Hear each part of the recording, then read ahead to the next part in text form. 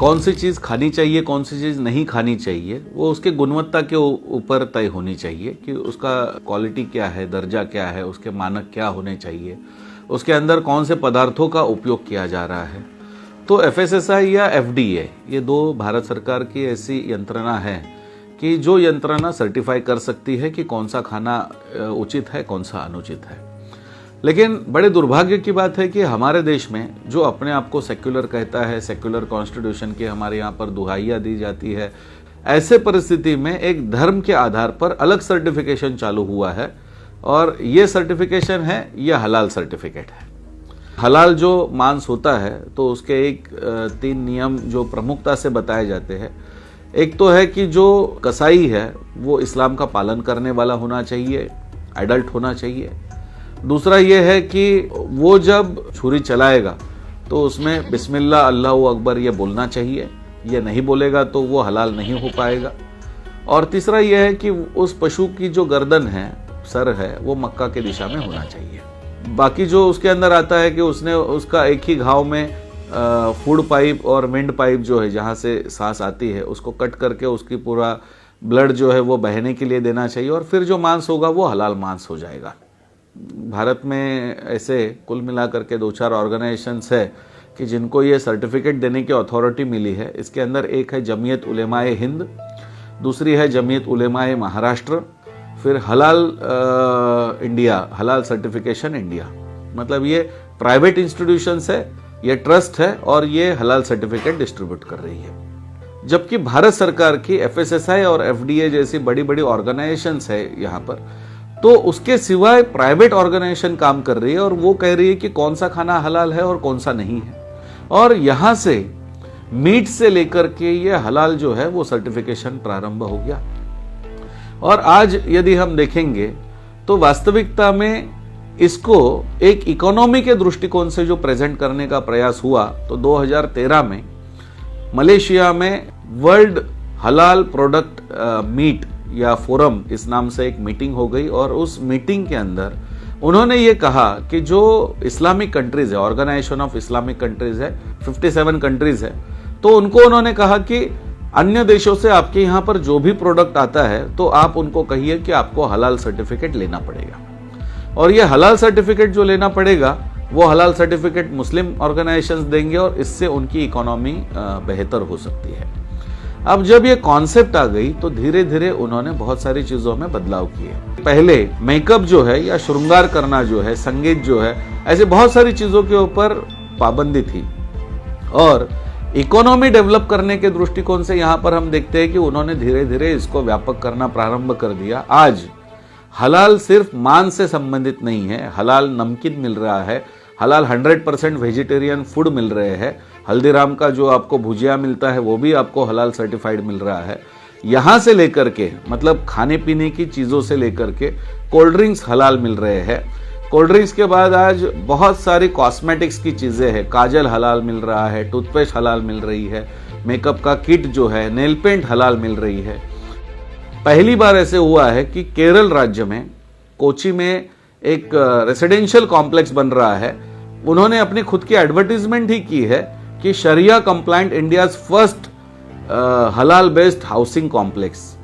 एक इकोनॉमी को डेवलप करने के दृष्टिकोण से ये सारी बातें आज हो रही है कि जो खाने पीने से या क्या खाना है, क्या प्रतिबंधित है, वहां से लेकर के आज ये इतना बड़ा हो गया है कि हलाल 100% हलाल डेटिंग वेबसाइट्स है, mingle.com है, हलाल हॉस्पिटल्स है, हलाल टूरिज्म है। तो यहां तक जाकर के हलाल की कॉन्सेप्ट आज बढ़ गई है और इसके माध्यम से बहुत बड़ा पैसा इस इकोनॉमी में इकट्ठा किया जा रहा है। मेरा तो मानना यह है कि एक तरीके से ऐसे हो गया कि औरंगजेब के समय पर यदि आपको हिंदू रहना है तो जिजिया टैक्स देना है, वैसे एक नॉन इस्लामिक कंट्री यदि इस्लामिक कंट्री में कुछ भेजना चाहती है तो आपको हलाल सर्टिफिकेट लेना पड़ेगा और उसके लिए 21,500 रुपया देना पड़ेगा। It is kind of a tax. ये तो एक तरीके से ऐसे हो गया कि आज सेक्युलर देश में रह करके हम जिजिया पे कर रहे हैं और ये पैसा बहुत बड़ी मात्रा में आज जमीयत उलेमा हिंद जो है भारत में जो विभिन्न जगह पर जो टेररिस्ट अटैक हुए हैं, बॉम्ब ब्लास्ट हुए हैं, तो उसमें जो मुस्लिम आतंकवादी पकड़े गए हैं या जो अपराधी उसके अंदर है, तो उनकी केसेस चलाने के लिए जमीयत उलेमा हिंद सहायता कर रही है। ये जो जमीयत उलेमा हिंद का इतिहास जो है कि 1919 में ये ऑर्गेनाइजेशन बनी, करीब करीब 100 साल की आज ये ऑर्गेनाइजेशन है, बहुत ताकतवर ऑर्गेनाइजेशन है भारत में। ये ऑर्गेनाइजेशन का ही एक फैक्शन बना जमीयत उलेमाए इस्लाम, और उसने बैरिस्टर जिन्ना को सपोर्ट किया, विभाजन के समय पर सपोर्ट किया, और वो फिर पाकिस्तान में चली गई। तब जमीयत उलेमा हिंद का कहना था कि नहीं, हम भारत में रहना चाहते हैं, भारत के हिंदुओं के साथ रहना चाहते हैं। आज वही जमीयत उलेमा हिंद भारत में पाकिस्तान से जो पीड़ित हिंदू आ रहे हैं उनके सपोर्ट में कानून जो बनाया जा रहा है उसके विरोध में काम कर रही है।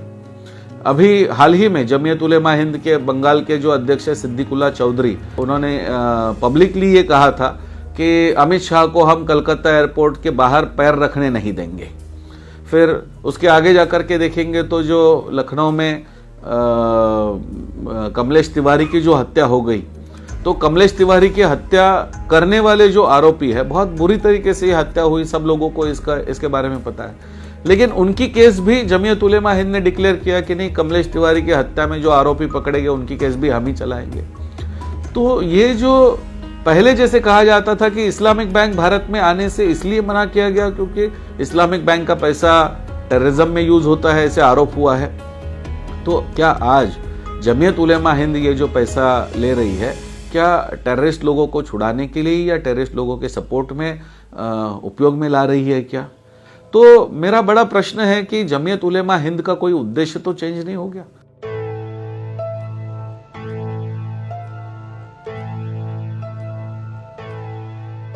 हलाल सर्टिफिकेशन लेने से या हलाल सर्टिफाइड भोजन से एक बहुत बड़ी बात हो रही है कि यहाँ पर बेरोजगारी जो है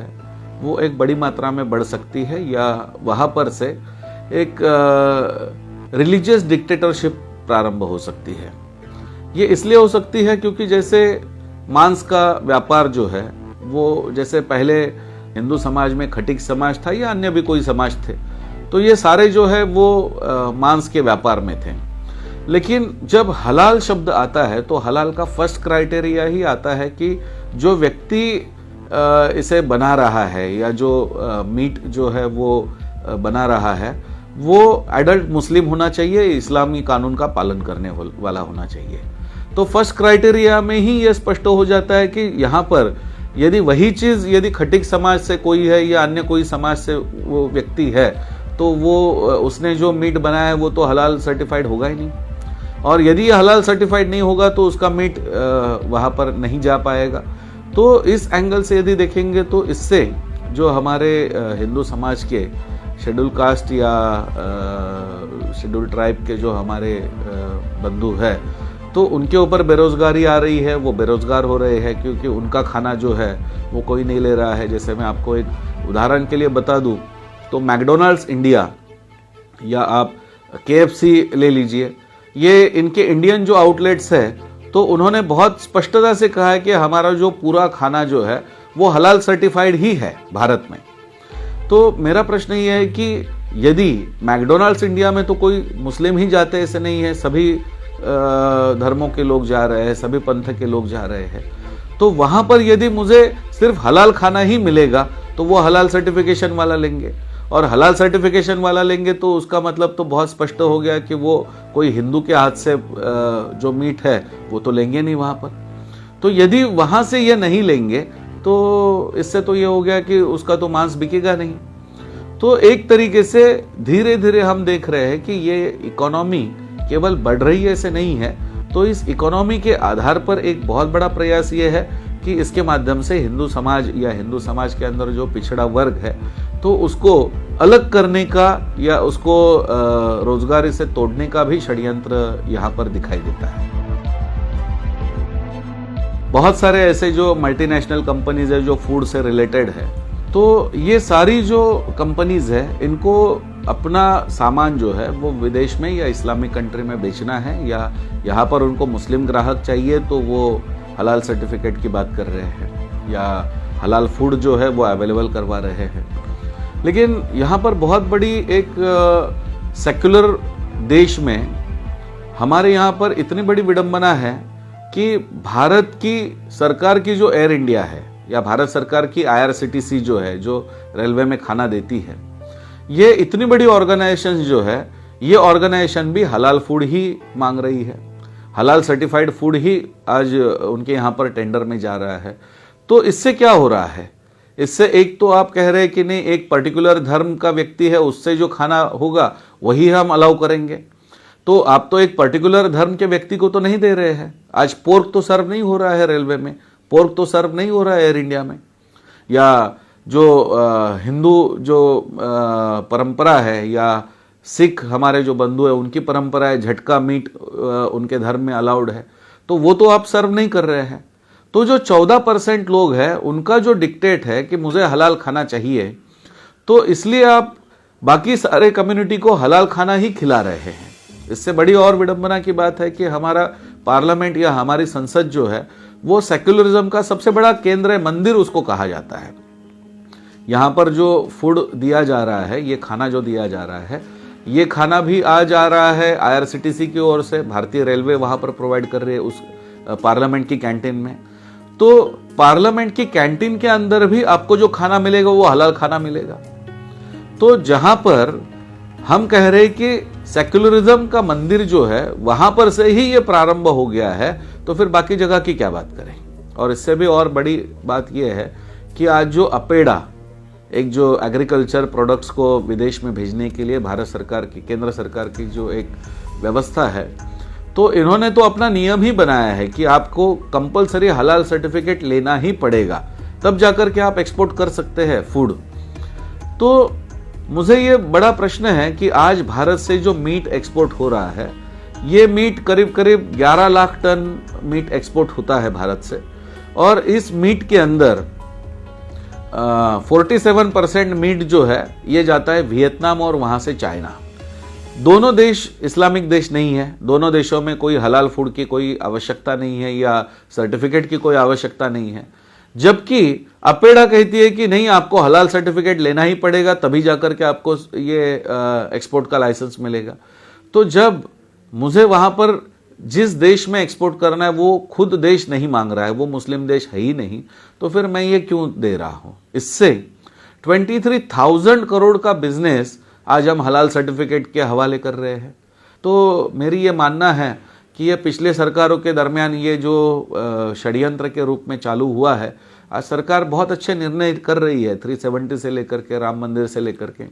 तो सरकार का ध्यान इसके ऊपर भी जाना चाहिए। और ये जो पिछले सरकारों ने कुछ तंत्र बना करके रखे हैं कि वहाँ से हलाल ही प्रमोट हो, वहाँ से इस्लाम और शरिया को ही प्रमोट किया जाए, तो इसे बंद कर देना चाहिए। और भारत यदि वास्तविकता में सेक्युलर है तो पूरा सेक्युलर आप उसमें कर दीजिए। आप क्यों कोई माइनॉरिटी की डिक्टेटरशिप आप चला रहे हैं और